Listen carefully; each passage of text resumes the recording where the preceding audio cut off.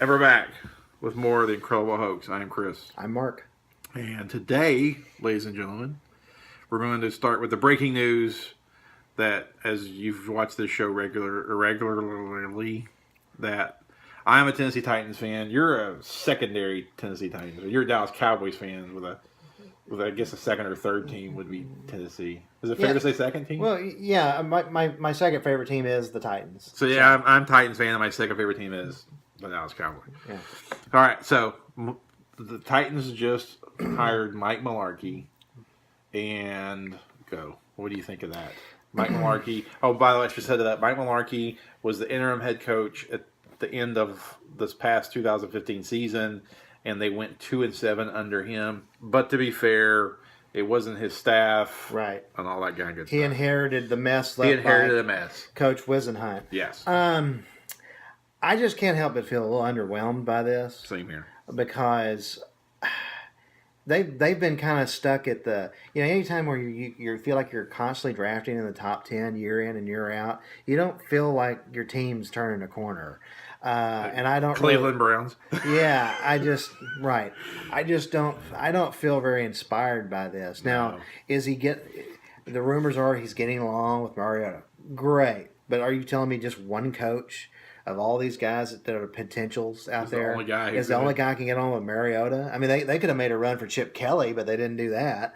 We know he gets along with Mariota. Yeah. So we're going to use that rationale. We could just, we could go into a cul-de-sac but anyway, I would have liked to have seen a fresh face to kind of energize this thing and really get us kick-started.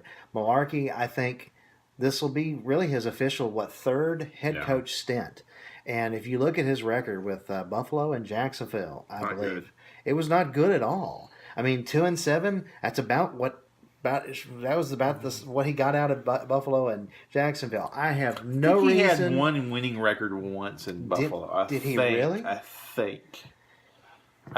Don't hold me on that, but I think. I looked it up on my phone, but I'm using my phone to shoot this. I just have no reason to believe that this is going to take us where we want to go, and I'll leave it at that.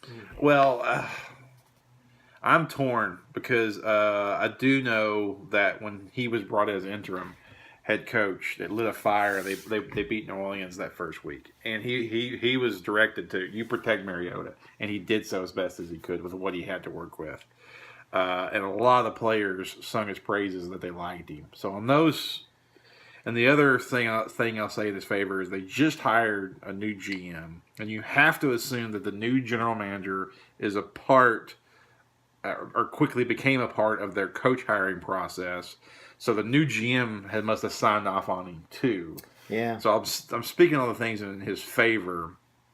He has been a successful offensive coordinator. He was successful in Atlanta and Pittsburgh. He's been successful as a coordinator in multiple places.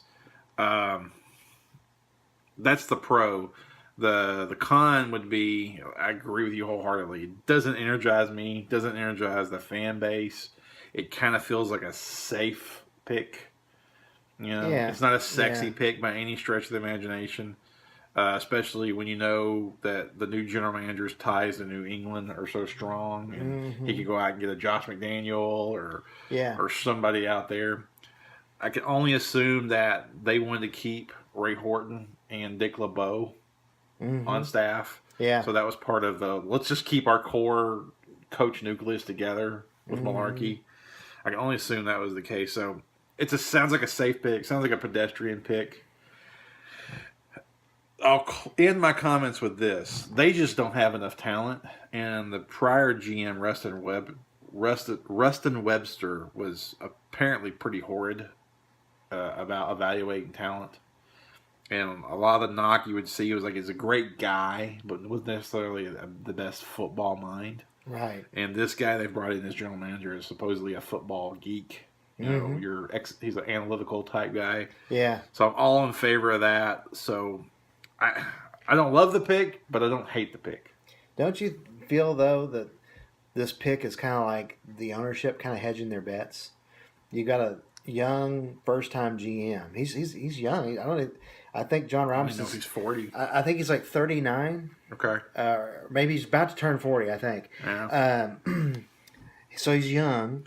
They're like, okay, maybe let's hedge our bets a little bit, have some veteran coaches in place, kind of bring him on, and that way maybe he can energize them with some fresh ideas, and they can inspire one another. But there's also some mentoring that's going on. I feel like that's what's kind of going on, and they're like, well, we can at least get by 1 year as a transitional year. And I think fans have had it up to here with transitional years, no, we need to, or biding our time, or let's give this. Let's water this grass so it'll bloom, and it's like, tired of this. What makes you angry is, and we got to wrap it up. This is the last thing I'll have to say about it. What makes you angry from a fan's point of view is you see Indy draft Luck, and I think make a wild card spot. Right. You see, the Redskins won the NFC East with RG3 rookie season. You see all these other teams, and you're like, well, they did it with just as much opportunity as we had. Mm-hmm. What the hell? And you see Tampa, who didn't have a successful year, but they won like twice as many games as we did. Yeah, and you're like, we couldn't win 7 games, 6 games. So from a fan's point of view, it's they're asking a lot, aren't they? Well, I'll be honest. I'm canceling my NFL Sunday ticket, and I'm not even going to watch them this coming year because I don't have the money and time and patience anymore to watch bad product. So I'm going to be totally a bandwagon vegan now. So when you're good, I'll be there. If you're not good, I don't have time.